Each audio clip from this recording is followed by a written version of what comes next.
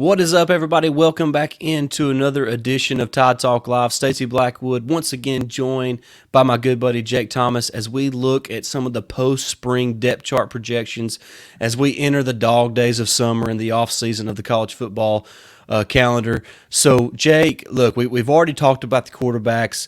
We're going to move on to the running back position. But before we do that, make sure you like, share, and subscribe today. We're over 2,000 subscribers, but there's no reason we're not already at 2,500 subscribers. And yes, thank you so much for subscribing to our channel. Never thought that we would reach that, so we're very appreciative of that. So make sure you like, share, and subscribe today. And then jump in the comments and let us know your thoughts on the current running back depth chart and who you think is going to be RB1 or RB2, or how you think the load is going to kind of be managed there at the running back position. And we cannot wait to kind of interact with you there in the comment section as you give your thoughts and opinion as well. Jake, how you doing, man? I'm doing great, buddy. Just excited to be back on here. Talk some football, man. You know, it's been a couple weeks since A-Day, but man, football's king around here, so I'm ready for it to come back. No doubt, I cannot wait for fall camp to get here. Really, I guess, really, you know, the media days is when everything kind of gets underway. So I'm looking forward to that in July, and then fall camp will be right around the corner after that. And before you know it, September 2nd will be here, and we'll be looking at Alabama versus Middle Tennessee State. So I cannot wait for that.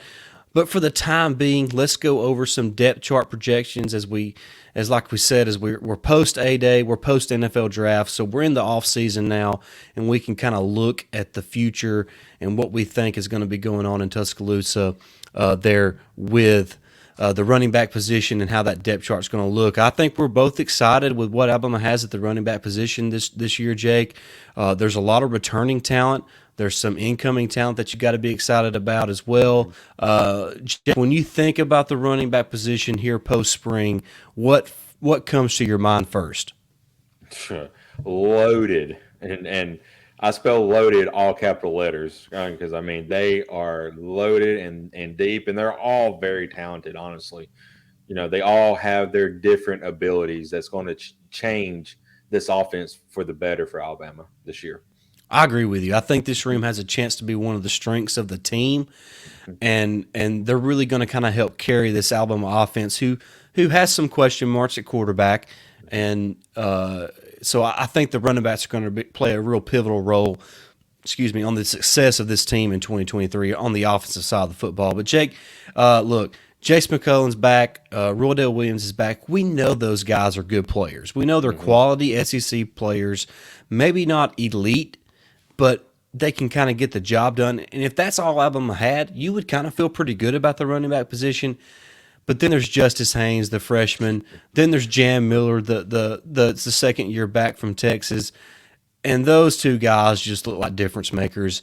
And how this running back rotation looks is going to be a lot of fun to kind of look at.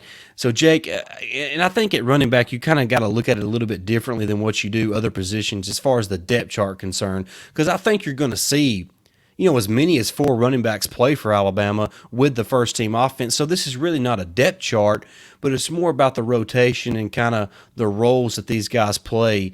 And just for me personally, I think the majority of the carries with the first team offense, it's going to be Jase McClellan and Justice Haynes.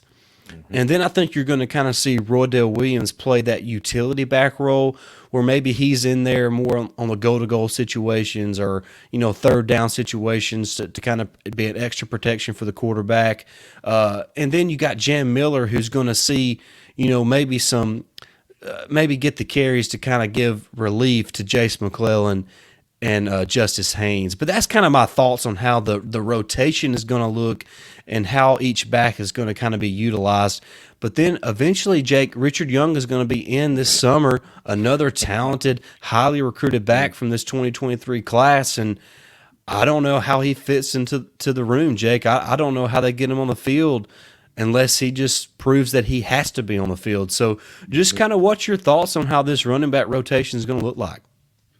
Yeah, going to Richard Young real quick. You know, I hate that he's not already on campus because it feels like he's starting to get behind, especially behind Justice Haynes. You know, because he's the truth, like you said, and Jam Miller and them guys. But if we're going to go with like we did with our quarterbacks, how we see it as of now, I still think running back one is Jase, and I would say at this time the way he performed in A-Day, it's got to be maybe Haynes and Jam Miller, like a 2A 2B type deal, and then Roydell being that that other guy, the fourth option there. So that's just my personal opinion on it as of right now. Yeah, I'm right there with you because I think there's room in this Alabama offense to play at least four running backs. Like I mentioned, I think there's a place for Roydell Williams on this team and with the Right. first team unit because he is a phenomenal pass blocker as a running back. He does a really good job catching the ball in the backfield, and we know that he finishes runs so well, in goal to goal situations down there on the goal line. So I think there's a role for Roydell Williams in this offense. I don't think you're going to see him get 50 carries this year, but I think you're going to see. I think Jam Miller had about 30 carries this year. I think you're going to see him get about 60 to 65 carries this year.